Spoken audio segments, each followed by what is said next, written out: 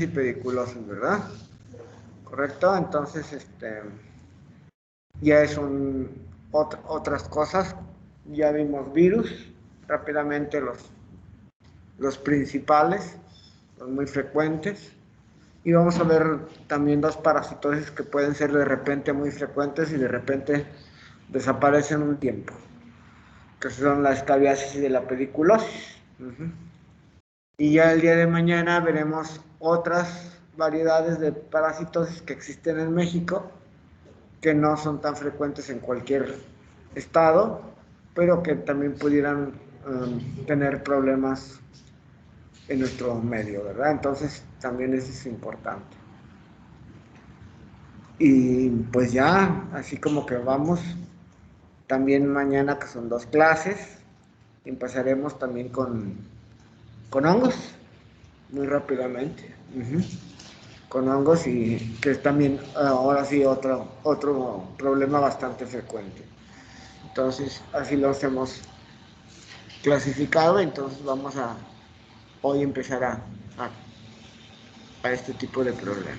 Vamos a ver escabiasis y pediculosis.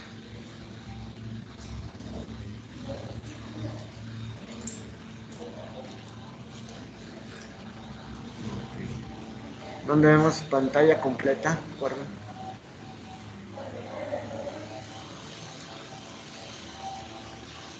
Vista.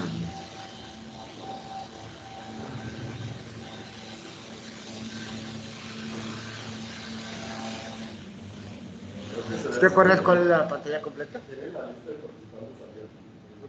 Ah, sí. ¿Esta? No, la otra. Pásale. Buen día. A ver, déjame ver. Igual, no lo explico aquí, doctor, para que se ponga más grande. Y no sé si aquí en los 3 puntos hay la opción ocultar vista de moderador. Se va un poquito más grande, pero así lo vamos a estar viendo nosotros. Igual en casa sí se ve más grande. En casa sí se ve. Sí. ¿Usted la ve? Así se ve en casa. Ok, está bien. Lo importante es que también ustedes vean. A ver, pequeñas, vamos a empezar. Tienen buena plática. Hace tiempo que no se ven. Bueno, ok. Vamos a empezar a hablar de esto, ¿verdad? Entonces, ¿qué lesiones vemos aquí? ¿Qué podemos ver de lesiones?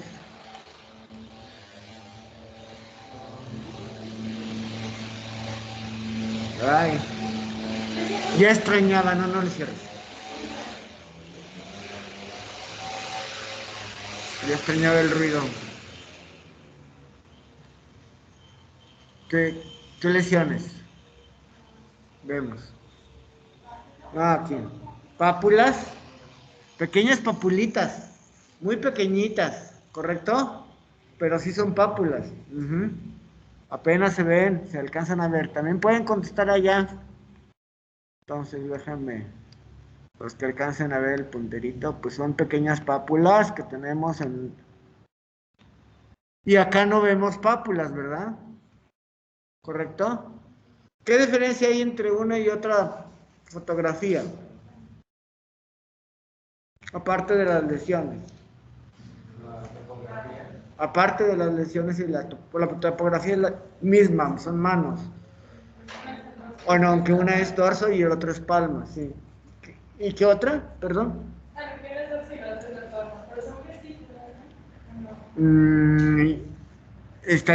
Pudiera haber vesículas, pero son generalmente papulitas. Allá en casa, ¿qué perdón? Háblenme fuerte porque... Tiene base hematosa. Ok, sí, pero ¿qué otra cosa importante? Allá en casa, ¿se me escuchan? Exactamente, que es de un bebé y de un adulto, ¿correcto? Son dos edades diferentes. Entonces, muy bien. En la del niño, bueno, pues ya son lesiones eritematosas, más bien, con escamación, como que hubo ahí una vesícula, como decían, una pequeña pustulita por ahí a lo mejor, en esta área de la palma de la mano del bebé, ¿verdad? Bueno, muy bien. Aquí tenemos, vamos a ir con los bebés. Vean ustedes las lesiones que tiene y aquí sí se pudieran ver alguna vesiculilla, ¿correcto? En estos casos vemos muchas pápulas, hay eritema, hay algunas costras importantes. Bueno, pues, ¿qué síndrome era lo de pápula más prurito? ¿Cómo se llama ese síndrome? No, pápula más prurito. Prurigo, es un prurigo, entonces el síndrome es un prurigo, aunque puede haber alguna vesícula por ahí o alguna pústula, pero a lo mejor también puede ser un signo de una infección secundaria. Si es un prurigo y tiene prurito, pues se rasca, obviamente, entonces esto es importante. Aquí vemos otra pequeña con múltiples papulitas pequeñitas, pero en sus plantitas como que parece que hubo alguna ampolla porque hay una descamación circundante y un eritema, una ampolla superficial, puesto que no deja lesión profunda, ¿verdad? Entonces estamos viendo, en este caso niños lactantes y preescolares, y vemos que la topografía es importante. Vemos otros casos donde ya vemos lesiones diferentes, sobre todo abajo a la derecha. Vemos estas lesiones un poco más grandes que pudieran decir, pues a lo mejor es un nodulito, a lo mejor es una variedad nodular muy rara de esta enfermedad. Vemos algunas lesiones en cara y todo esto, ¿verdad? Pero son niños, todos son niños. Y nos vamos a niños y niños pequeños. No son niños escolares ni preescolares. Entonces no. Pero vemos estas lesiones. ¿En dónde está localizada a su izquierda? ¿Qué área topográfica es? Muñeca. Podemos hablar de muñeca, ¿correcto? En dermatología podemos decir muñeca. Ay, gracias. Y también son pequeñas papulitas o papulovesículas incluso. Vemos arriba a la derecha algo diferente que podemos encontrar en esto y con esto podemos hacer un muy buen diagnóstico. Lo estoy dibujando. ¿Qué es? Arriba a la derecha. Los que alcancen a ver el dibujo, bueno. ¿Qué es?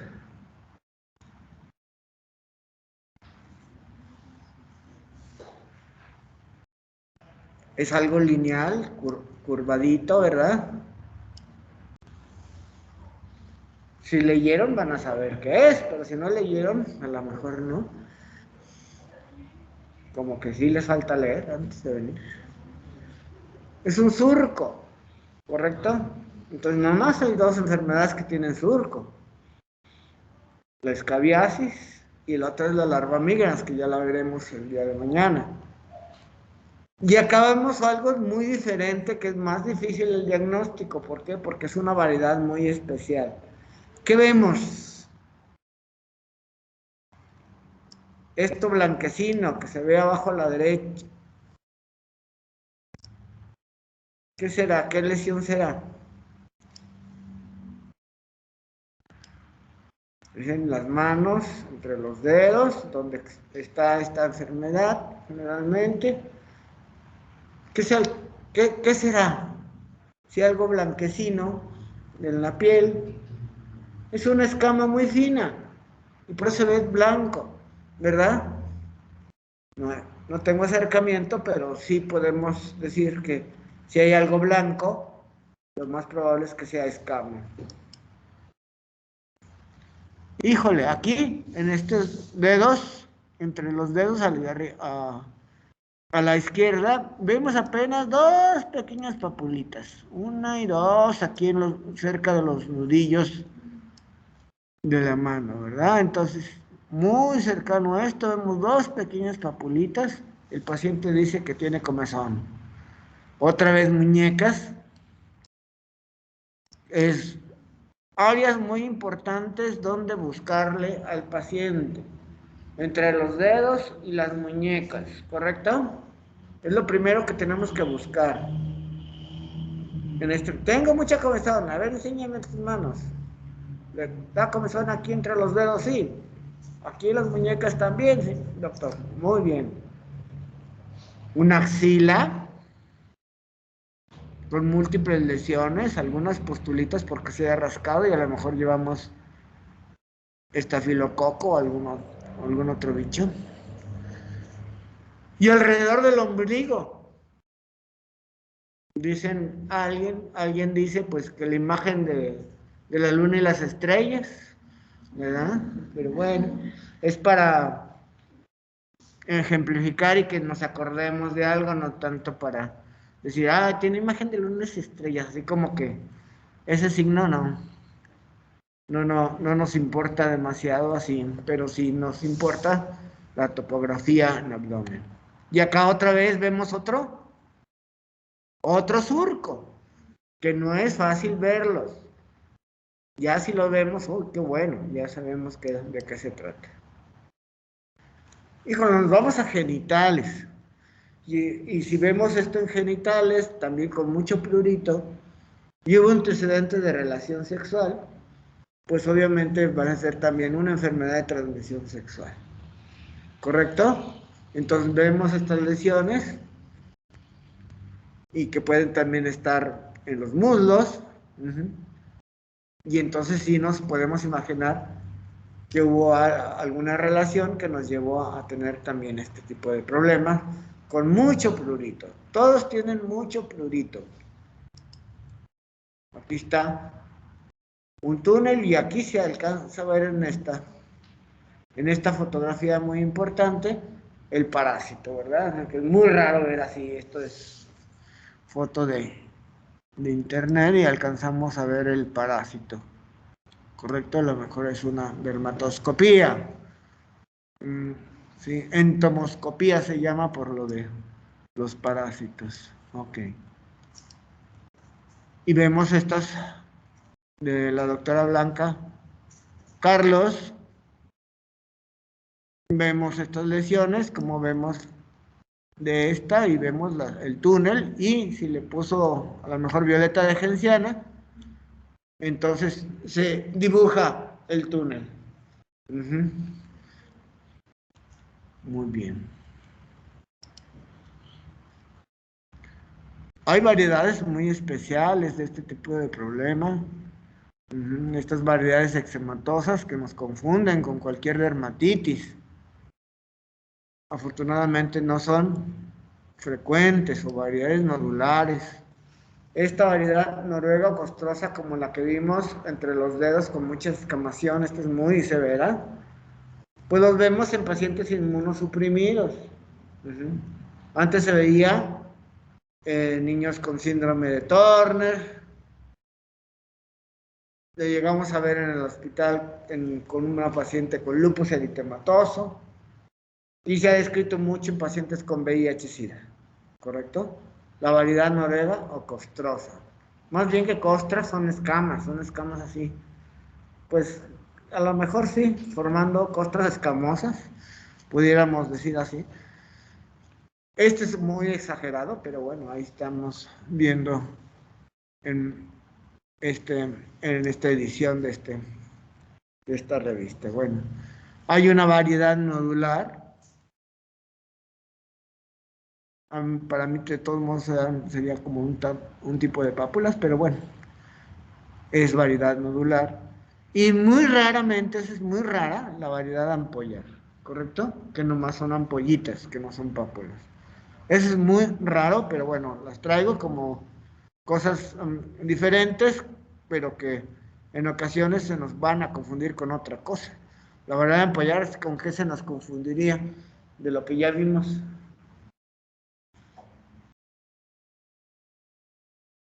Allá en casa, como que están muy apagados. Con herpes. muy bien. Vesículas, herpes. ¿Correcto? Pero aquí va a haber prurito intenso. ¿Sí me están escuchando ahí en casa?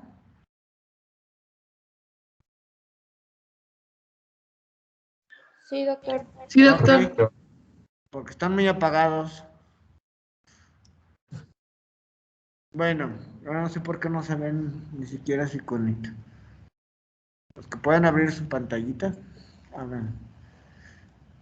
Bueno, pues a veces son estas variedades eczematosas muy raras.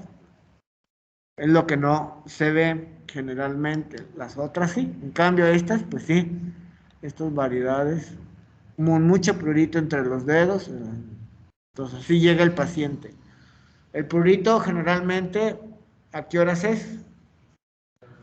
En la noche, nocturno. Y es verdad. Y cuando se tiene un problema más serio, pues se puede confundir con esta enfermedad que es una dermatitis atópica. Esta es una dermatitis atópica. O un prurigo por insectos. ¿Correcto? Y son diagnósticos diferenciales. Bueno, entonces el parásito pues es un ácaro. ¿Por qué es un ácaro? Porque tiene 8 patas. Entonces no es un insecto, es un ácaro. Y pues es pariente de las arañas y los cangrejos. Entonces es importante. Y tenemos la variedad hominis, que la mayoría de las veces es importante, porque también puede ser causada la enfermedad por la variedad canis, que es mucho más rara. Si perro sarnoso, dice, bueno, pues así. Puede tener un animalito, que es muy raro ver no sé qué tan raro en veterinaria sería investigar qué tanto frecuente es la sarna en los perritos. Yo pienso que no es demasiado frecuente, salvo que sean callejeros, o al menos en nuestra entidad no es tan así. Esta es una topografía en un bebé, en un lactante, bueno, pues sacada de un libro, donde quizá en algún estudio, más bien, se vio esta topografía. Está más bien en el tronquito, ahí en la cabeza, en los niños, pero principalmente en los bebés hay que buscar las palmas y las plantas, como vimos en la fotografía, ¿verdad? Entonces aquí tenemos el parásito y tenemos el hacinamiento, ¿verdad? El hacinamiento como algo importante. Esta enfermedad pues es muy común cuando llegan los paisanos allá del norte y vienen a visitar a los parientes y pues aquí ahí está el colchón, compadre. Bueno, pues aquí nos quedamos y pues se pasa la enfermedad muy fácilmente. Ok, entonces, y en el adulto, pues lo tenemos. Se habla de unas líneas. ¿Alguien leyó qué líneas? De hebra, que pasan entre los hombros y las rodillas, pero también se pueden encontrar en otras áreas como en los pies, se habla de esa topografía. Muy importante en las axilas, en la cintura, las áreas submamarias en la mujer, las muñecas, los pliegues interdigitales, el área genital, el área glútea, es muy importante, y en las rodillas. Y en este estudio, publicado en el 18, estudiaron varios pacientes en donde tenían más prurito, ¿correcto? Y entonces vemos cómo las áreas más pruriginosas son las manos, ¿correcto? El abdomen, los genitales si está afectado, obviamente, los muslos y las caras anteriores de los antebrazos, y sigue toda la demás topografía. El prurito puede ser más generalizado, o sea, porque no nomás donde están las lesiones, pero puedes tener prurito en otros lados, sino simplemente por la sensación especial que da. Entonces, es una enfermedad muy pruriginosa. Es muy raro ver a alguien que tenga esto y que no tenga casi prurito. una fotomicrografía electrónica de barrido donde vemos muy claramente estos ácaros. Y aquí tenemos un ciclo vital, por dónde pasa y cuánto dura, cuánto viven estos ácaros. La hembra, que es más grande que el macho, pone sus huevecillos y luego aparecen las larvas, las protoninfas, las litoninfas, y otra vez vuelve a ser ya adulto, ¿verdad? Pero ¿dónde tienen su hábitat? Pues hacen un túnel en la capa córnea. Y de ahí pues se va a despertar. ¿Por qué hay prurito y por qué hay tantas lesiones? Y puedo decir, a lo mejor nada más tiene 10 ácaros el paciente, salvo en la Noruega, que si tiene puede tener cientos. Pero ¿por qué nada más tiene 10 ácaros y con eso tiene, ¿sabe cuántas pápulas? Cientos de pápulas. ¿Por qué, perdón?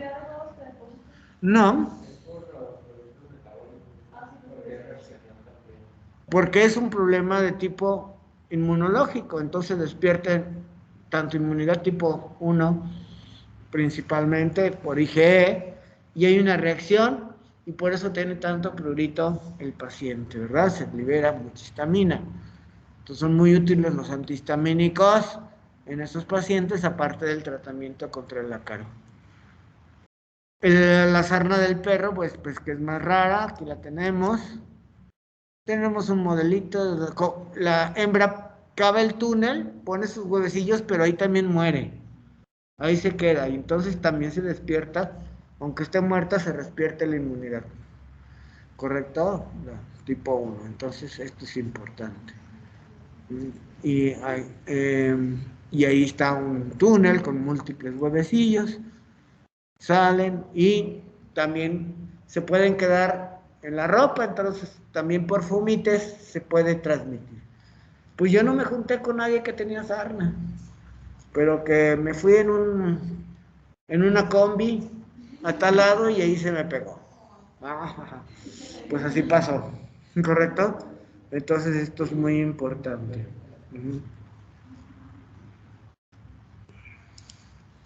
Entonces no siempre, a veces los fumites son importantes para la transmisión. O bueno, pues ahí está un túnel que es muy raro verlo. Exámenes directos, a veces se pudieron obtener el ácaro, muy raro. Y la biopsia, pues en algunos casos, pues es útil, pero es atinarle dónde está el parásito, ¿verdad? Porque si agarras una pápula, pues nos vamos a ver infiltrado, inflamatorio, con muchos eosinófilos, algunos linfocitos, y hasta ahí nada más, ¿verdad? Entonces, este infiltrado que se ve acá abajo lo vamos a poder encontrar, pero solamente que esté el parásito, pues sí, vamos a ver que es una escabiasis comprobada directamente como tal. Entonces, ¿cuál dato sería muy importante para decir, de hecho, va a ser una escabiasis? Si nomás vemos las pápulas, prurito. ¿Qué otro dato muy importante tenemos para el diagnóstico en la historia clínica?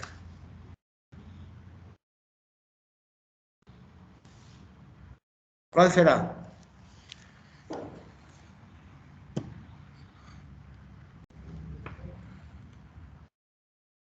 Ya hablamos de la sintomatología, ya hablamos de que el prurito es nocturno, pero ¿qué otro dato muy importante tendremos en la historia clínica?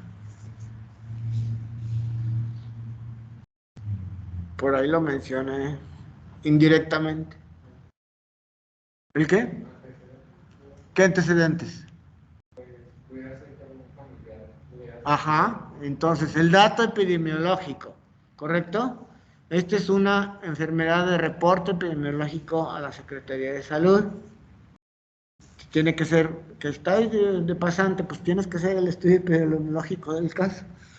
Igual que también, por ejemplo, los condilomas acuminados, También de los que hemos visto, el herpes zóster. También hay que ver, pero este también es muy importante, el dato epidemiológico. Entonces, es importante el antecedente. Por ejemplo, en un bebé, pues a fuerzas tiene que tener un pariente con el problema. No lo obtuvo de la nada. Los niños es muy fácil porque van a la escuela. También es importante. Y no hay otra persona que tenga, pues no. ¿Y quién duermen en la misma cama? A lo mejor los niños, pues sí. Ahí es muy fácil el diagnóstico, más importante. Entonces el dato epidemiológico es muy importante. El problema está en las personas que viven solas y que a dónde se ha ido, a dónde ha estado, ¿verdad? O gente muy limpia. Entonces por ahí el libro de Saúl menciona la sarna de los limpios. ¿Verdad? Son pacientes que pues como que no le encuentras dónde adquirió la escabiasis, pero sí la tiene. Pero hay que ver dónde anduvo, dónde estuvo para también probablemente tener el dato. Otra sarnita de perrito. Bueno, ¿qué hacemos con estos pacientes? Ya tenemos los pacientes. Soy feliz porque diagnostiqué la escabiasis. Sí, ¿qué le voy a hacer? Bueno, pues ahí van varias cosas que podemos hacer en nuestro medio. Pues ¿qué tenemos? El azufre. Bueno, pues el azufre fue hace mucho tiempo, pues algo que se usaba. Sí, se daban 2 a 10%, me acuerdo al 6%, y no lo dábamos en vaselina, aquí dice, pero lo dábamos en manteca benzoada, era manteca de cerdo, imagínense, con benzoato de sodio para que no tuviera rancia, y con azufre al 6%, frote único decíamos, y bueno, pues como tal, se ayudaba a curar la escabiasis. Pero bueno, pues eso puede quedar ya un tanto en el olvido, pero lo pueden leer y lo pueden decir, el azufre, bueno, pues está mencionado, perfecto. Tenemos también otro medicamento que es el clotamitón. Ese todavía creo que existe, el 10% en crema. Se habla que es muy seguro en niños, y entonces lo dábamos en bebés. El Eurax se llama, no sé si todavía existe en el mercado. Es cuestión de investigar si hay Eurax o no. Y antipruriginoso, entonces también nos servía para eso. Y se requieren varios tratamientos y hay resistencias. O sea, se aplica por la noche con baño al día siguiente, ¿correcto? Y se puede aplicar 2, 3 días, como tal. Lo que tenemos aparentemente todavía en los centros de salud es el benzoato de bencilo. Este medicamento, que es un tanto insecticida, pues el 25% viene en la loción, es efectivo, pero causa irritación, ¿correcto? Es muy irritante. Se habla de niños menores, no de niños menores de 5 años, aunque se puede diluir, y nomás tengo eso, lo único que tengo para ponérselo, pues dilúyelo al 3, o sea, 3 de agua, 2 de agua y 1 de benzoato de bencilo, y lo dejamos un rato, y digamos 1 hora, y lo bañamos al bebé. Ni en embarazadas, aunque, por ejemplo, si leemos a veces un PLM dice que sí se puede utilizar en el embarazo. Yo prefería no hacerlo. ¿Ok? El lindano ya no lo vemos aquí. No lo vamos a leer porque ni hay, y ya está fuera del mercado porque tenían problemas con niños con alteraciones en el sistema nervioso central. Aquí en México yo nunca vi algún reporte, pero en Estados Unidos se empezó a retirar, y aquí también. Lo que tenemos es la permetrina. La permetrina es un derivado es una planta, ¿verdad? Es una florecita que es un tipo de margarita. Y de ahí también se derivan los piretroides, que están en los insecticidas caseros, ¿verdad? Entonces, y viene el 10% en crema, es efectivo y tolerado, no causa irritación, pero hay reportes de resistencia, y sí se puede utilizar en el embarazo. Y ahora, en estos tiempos, se ha vuelto famosa la ivermectina por lo del COVID, y que empezaron a darle, bueno, se vio que no funcionaba, aunque aquí en México todavía se utilizaba en el seguro, y hay un conflicto ahí en el Distrito Federal por eso. Bueno, eso es lo de menos. Lo importante que sí funciona bien en el paciente ahora. Bueno, ya incluso hay ivermectina genérica. Porque esta, pues antes, incluso cuando empezaron a ver reportes de la ivermectina, donde los que tenían eran los veterinarios, porque ya la tenían desde hace mucho tiempo, usaban para los parásitos de ivermectina. Y después fue a consumo humano. Ahí está 200 microgramos por kilo en dos, o sea, más o menos dos. Ahorita vamos a ver unas dosis ya especiales en otro para el adulto, y es un de amplio espectro antiparasitarios. Obviamente lo vamos a estar viendo en las parasitosis, en muchas parasitosis, no en todas, que funciona, pero no se puede dar ni en embarazadas ni en menores de 2 años. Y hay resistencias reportadas, ¿correcto? Entonces, tampoco es así como que la panacea, pero por ejemplo, tenemos un paciente con VIH y una sarna noruega, pues es el ideal, ¿correcto? El ideal es la ivermectina. Esta es la planta de pireto, es una margarita, como tal. Y aquí están las dosis más o menos que se dan, porque vienen en tabletas. Entonces, si pesa de 15 a 20, pues le damos media tabletita en una toma, y a los 10 días se le da la otra toma. Regresando a la anterior, la permetrina,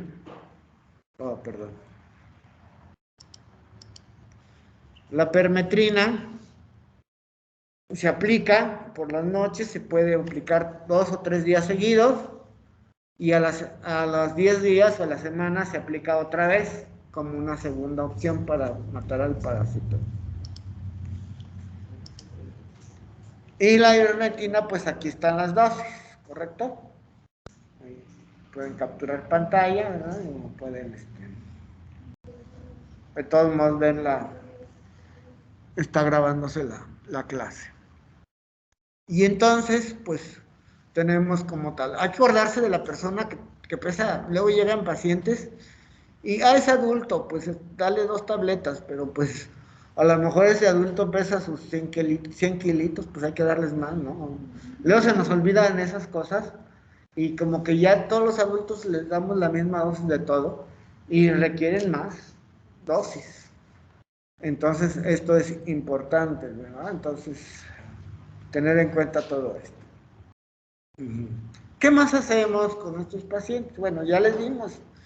Oiga, pero sigo con la comezón. Deme algo porque pues sigo con la comezón.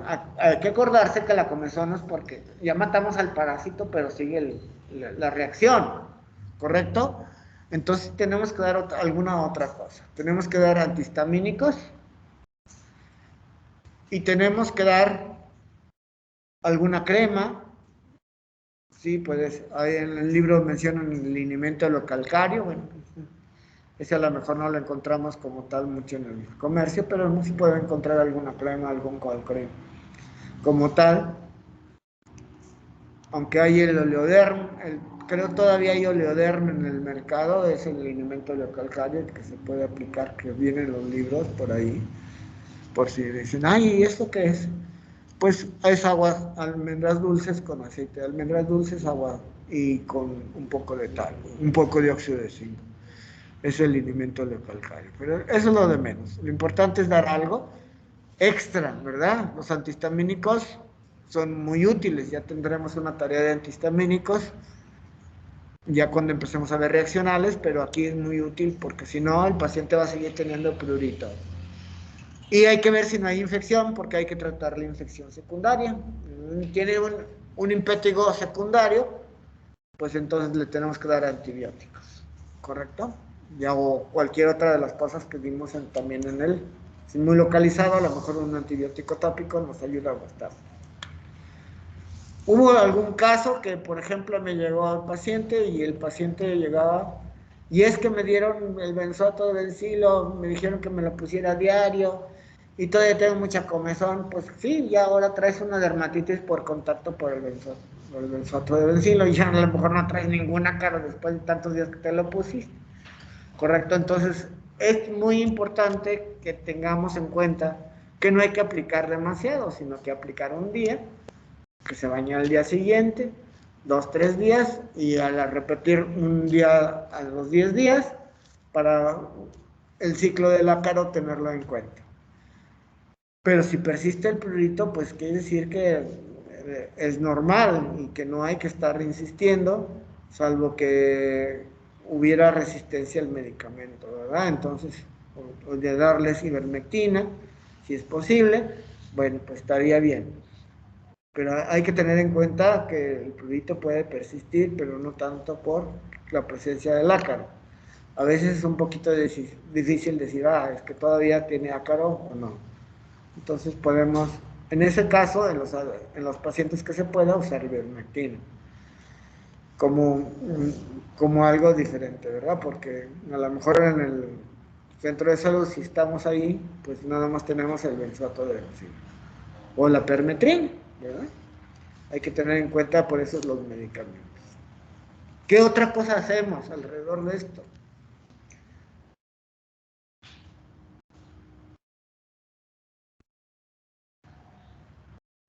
¿Qué otra cosa hacemos aparte de darles el tratamiento?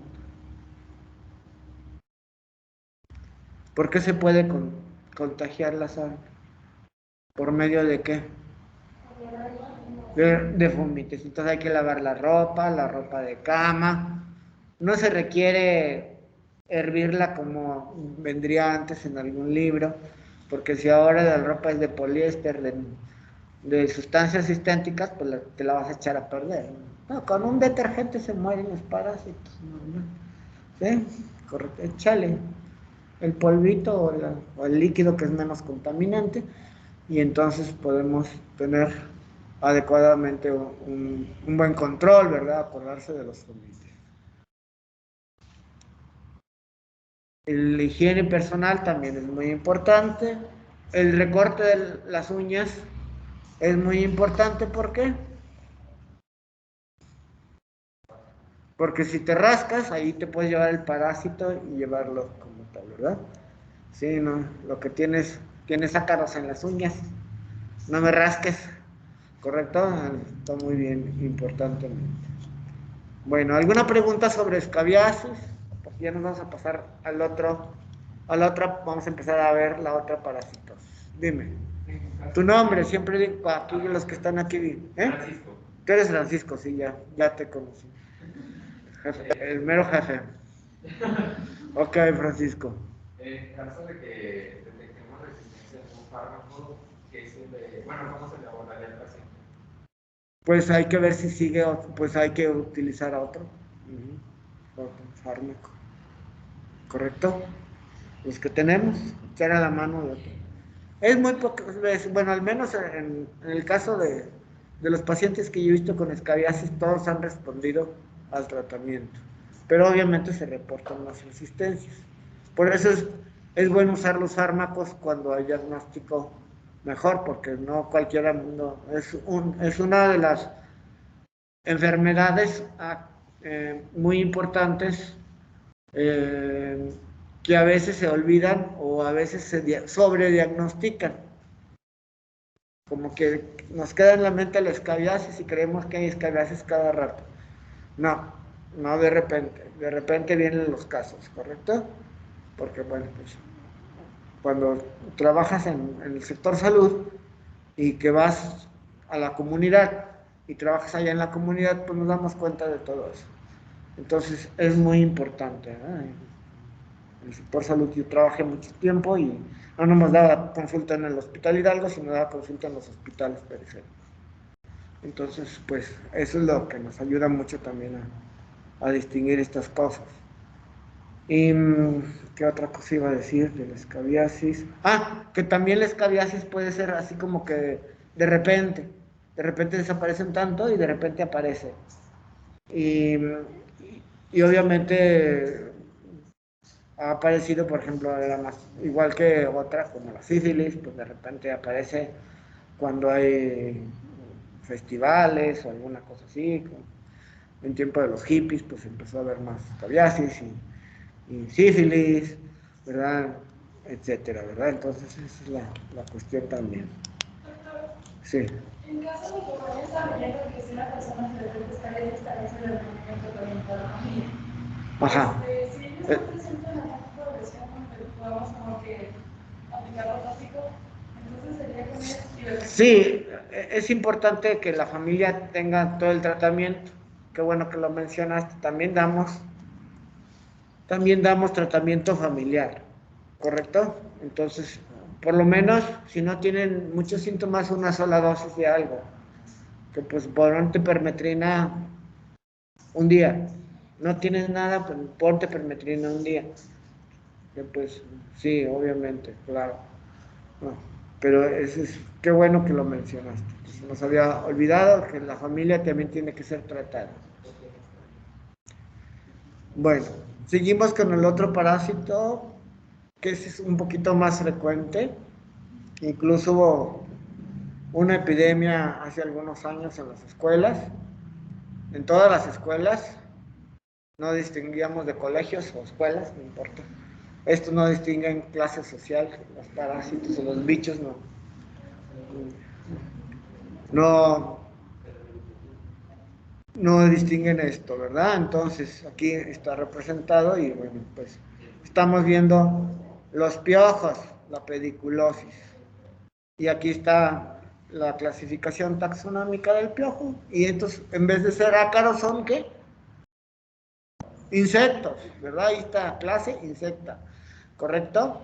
Entonces existen varias especies, el humanus, el pubis, el capitis y la subespecie humanos, que es el vestimenti, que se llama, que ya no lo vemos mucho.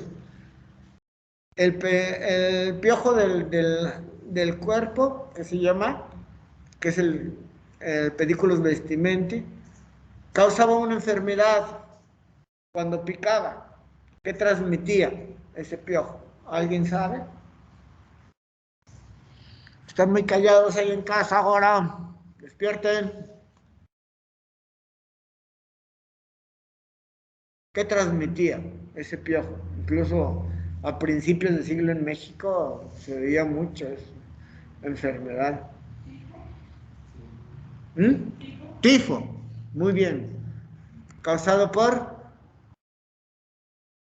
qué bacteria?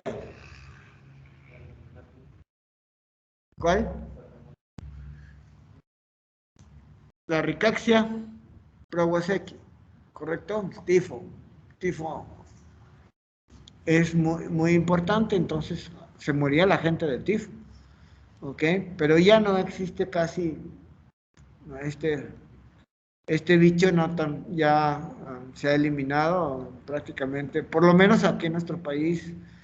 No sé si en algún lugar, ya hace mucho que no oigo de algún caso de este tipo. Bueno, pues, el piojo es un insecto y ahí está su ciclo de vida. ¿Correcto? Una hembra puede poner 30, 15 durante su vida, que es más o menos alrededor de un mes. Uh-huh. Entonces, esto es importante. Cómo ponen sus huevecillos, que lo ponen en el pelo, y lo que llamamos liendres. Y de ahí eclosionan los huevecillos, ¿verdad? Y se van a hacer ninfas y luego el piojo adulto. Muy bien. Todavía tenemos chance, un poquito más. Aquí está otra vez ya sin caricaturas, pero más o menos es lo que dura este piojito. pequeñitos, ahí tenemos los piojos. Y aquí tenemos una fotomicrografía electrónica del famoso piojito, de la famosa liendre, perdón. Ah, va, se fue. ¿Qué pasó?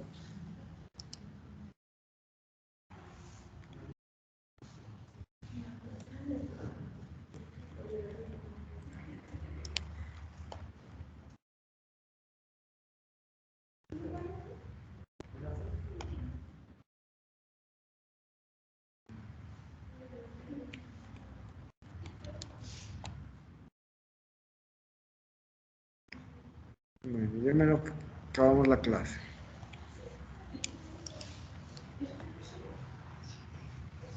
Ah, ya, nos pasamos.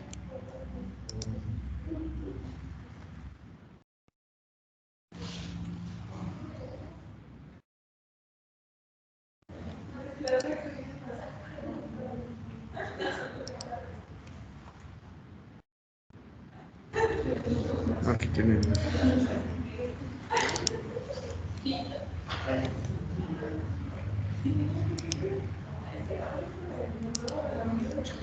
Entonces tenemos aquí dos piojos que sí todavía tenemos. En clínica, pues es el pediculus capitis, que es el grandote, y el pubis, que es chiquitito. Ahí pues decían que le llamaban chato, pero no, ya no se le llama chato. Entonces vemos el del pubis y el pediculus capitis, que es el que vemos con mayor frecuencia, mucho mayor frecuencia. Ahí está una liendre, y por lo que llega a veces el paciente que tienen mucho prurito en la cabeza, están rasque y rasque, sobre todo en esa área de la nuca, y a veces llegan por presentar algo extra, como lo que estamos viendo. ¿Qué estamos viendo? ¿Qué lesiones vemos? ¿Costras qué? Mielicérica, está infectado, ¿verdad? Porque se rascó con las manos sucias. Entonces, pues obviamente tenemos que darle tratamiento para el impétigo. Pero tenemos que andar buscando y vemos estas partículas pequeñas blanquecinas. Entonces, ¿será caspa? ¿Cómo sabemos que es caspa o que es con una liendre?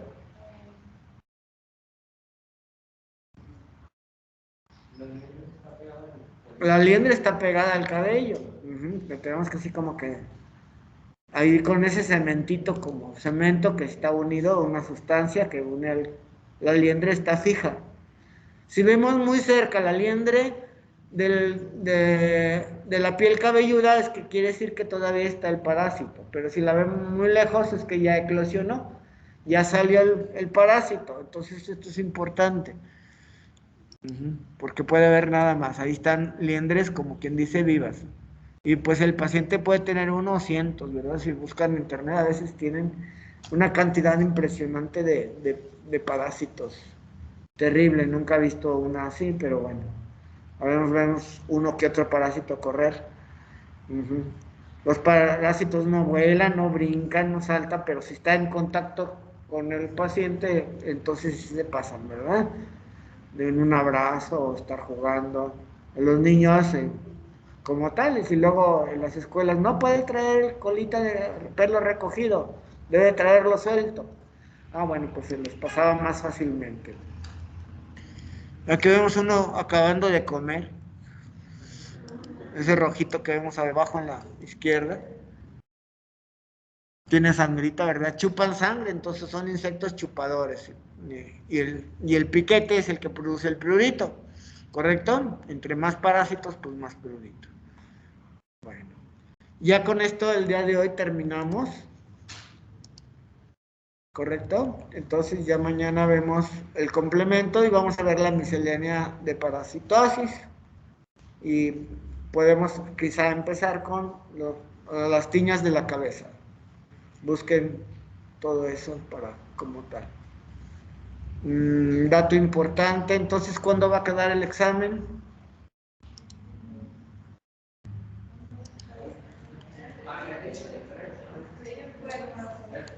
¿Cuándo?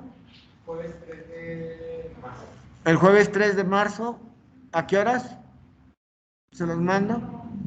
Lo iba a hacer presencial, pero hay un poquito de dificultad, entonces lo hacemos en línea. ¿A qué horas? A la 1 le habían dicho, ¿verdad?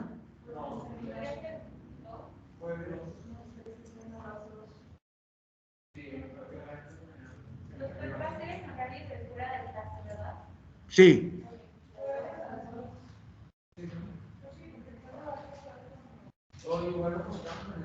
¿Y le avisa mañana?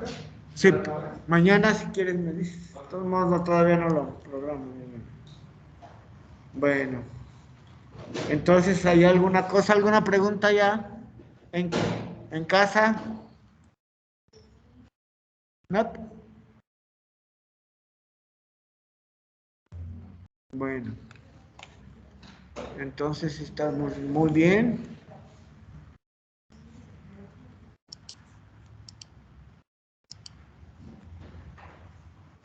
Aquí actividades.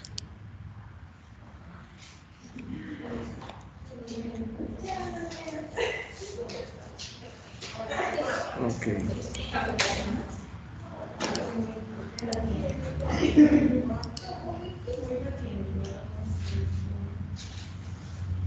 Ya estaba bajada. Nos vemos pues mañana. Ya había descargado la lista.